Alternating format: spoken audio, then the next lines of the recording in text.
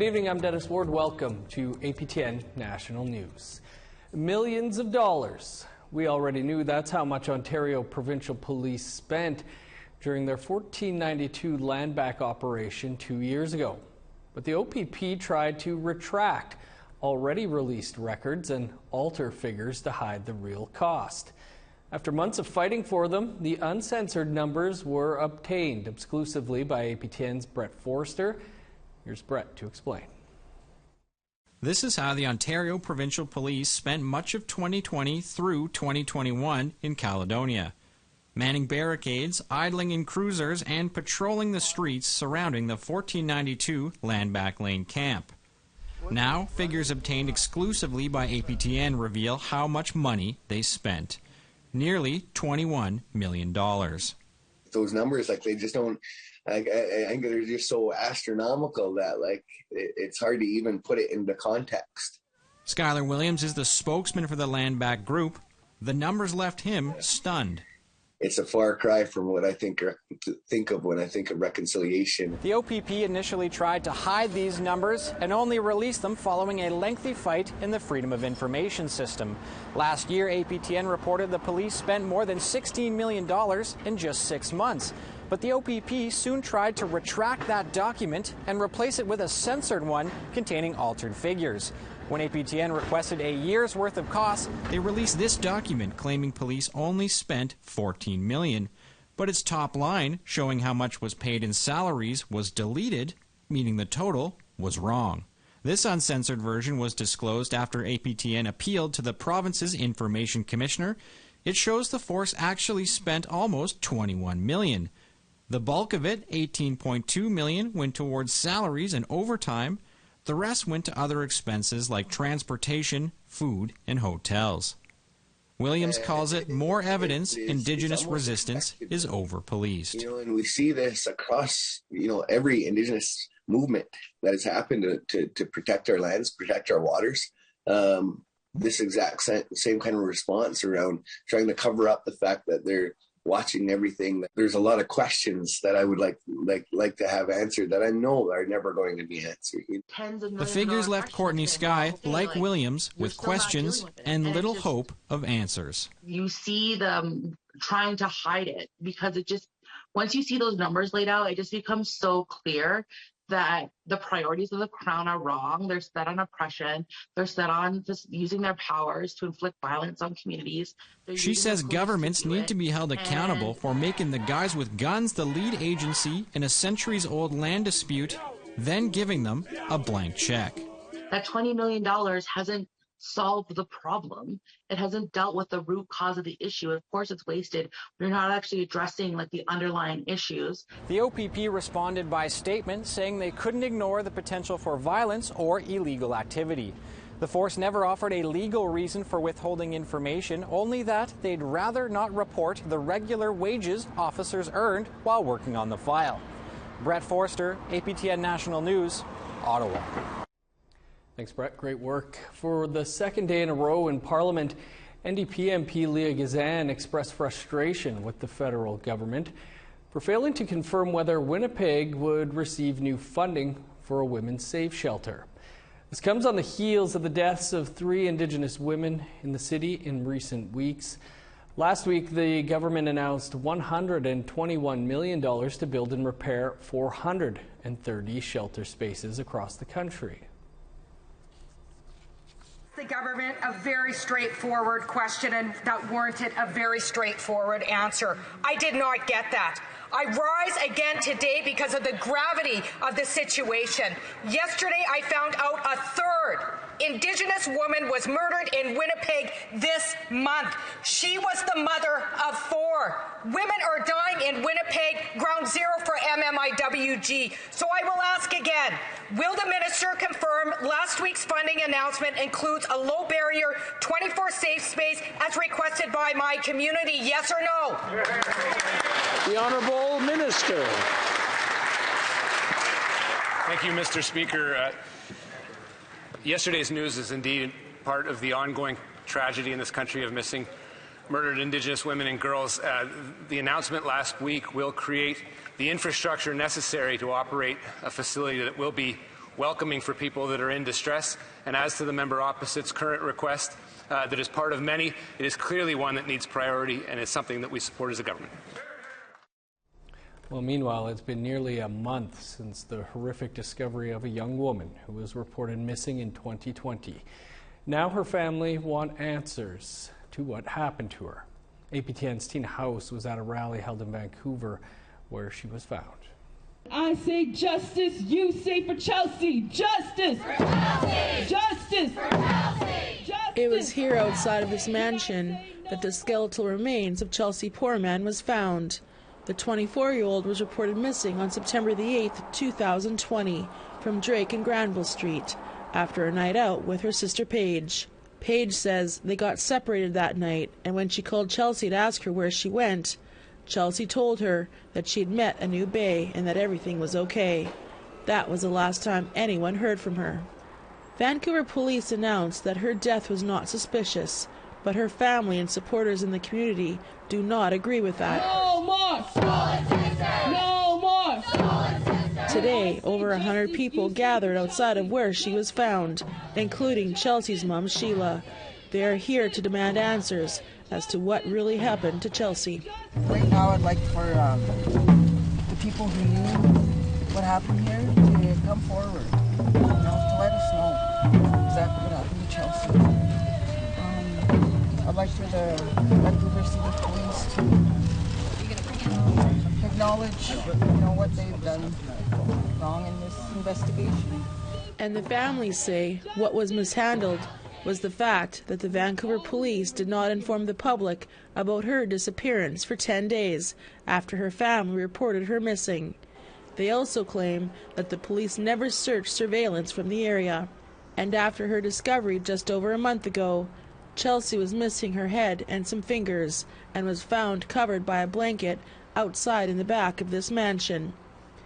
Her mother has a heartbreaking plea to everyone in this neighborhood. I'd like for those neighbors around here to, I know it's too late now for them to do something, but I think right now what they can do is look in their backyards, look in their gardens, see if they found, part of her skull that's missing, to see if they found any of her finger bones, if they remember anything that night, to come forward. Ruth McPhee does live in the neighborhood. She heard about what happened here and wanted to come and lend her support to the family. I felt great sorrow for her family and for her, and I felt kind of ashamed of our neighborhood that we didn't notice that she was there, because there would have been signs that she was there. What happened to her, of course, I don't know, and that should be identified, but mostly I felt like we weren't aware enough about what was going on in our neighborhood. The crowd left from the house and began to march down Granville Street to downtown, where she was last seen, putting posters up along the way to try and find answers. Shockingly, someone who was in the march shot this cell phone video of an unknown man walking behind everyone, taking the posters down without any explanation. Why are you offended over this? Justice for Chelsea! Justice for Chelsea! More rallies are planned for the near future, and the family is going to continue asking what really happened to Chelsea Poorman. This is suspicious. There was something that happened to her, and somebody does know what happened to Chelsea. Somebody brought her here. So I want that person to come forward, and I want them, to know that I'm not mad. I just want answers. Tina House, APTN National News, Vancouver. First Nations from Ontario to Alberta are gathering in Saskatoon this week. They've formed a collective voice on child welfare. That story and more coming up after the break.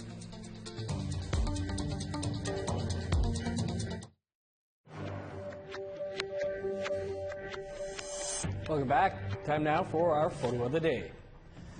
Our viewer Sheldon Sumac is an avid kayaker and was able to get this picture during a recent overnight trip along the Saskatchewan River, where he saw these nesting eagles.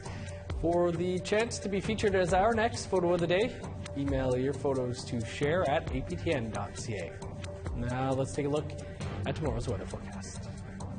Starting on the east coast, 18 and sunny in Halifax, 10 with clouds in Charlottetown. A chance of snow and a high of 2 in Nain, sunny and 12 in Kuujjuaq. 18 with rain in Montreal, 29 and sunny in Val-d'Or. 28 with showers in Sault Ste. Marie, rain, and 25 in North Bay. A cloudy 18 for Thunder Bay, showers in 19 in Sioux Lookout. 9 with rain in God's Lake, 8 and showers in Norway House. Sunny and 19 in Winnipeg, 16 under the sun in Dauphin. 19 and sunny for Estevan, Regina, Saskatoon, and North Battleford. 19 in Meadow Lake, 13 in La Ronge. In northern Alberta, 21 in Fort McMurray, 22 for Grand Prairie. 20 with showers in Edmonton, 20 in Lethbridge. 21 in Victoria and Vancouver. Showers in 21 for Prince George, sunny and 22 in Dease Lake. 20 with rain in Old Crow, sunny and 23 for Whitehorse. 18 in Yellowknife, 21 in Norman Wells. 0 with a chance of snow in Sax Harbor, 8 in Pawlatuck. 3 with showers in Chesterfield and Baker Lake. -4 with snow in Resolute, 2 and snow in Arctic Bay.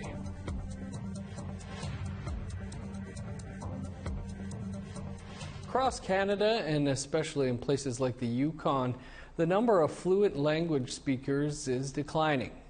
Now, Yukon First Nations Language Department is using smartphone technology to teach its language to young speakers. Here's Sarah Connors with that story. It's language learning with convenience. This newly released Casca Cards app has around 700 words and phrases, everything from animals to introductions. The app was developed by the Liard First Nation in Watson Lake, Yukon. It's a tool being used by the First Nations Language Department as the number of fluent Casca speakers is dwindling.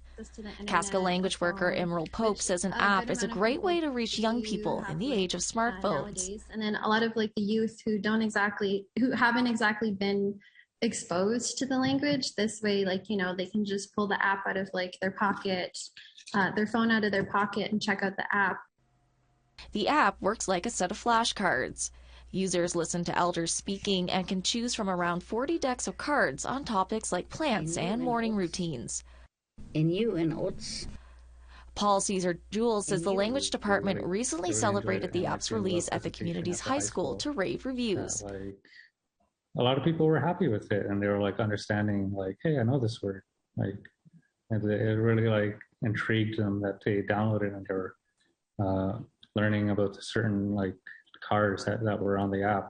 You can find the Casca Cards app on the App Store or Google Play. Sarah Connors, APTN National News, Whitehorse.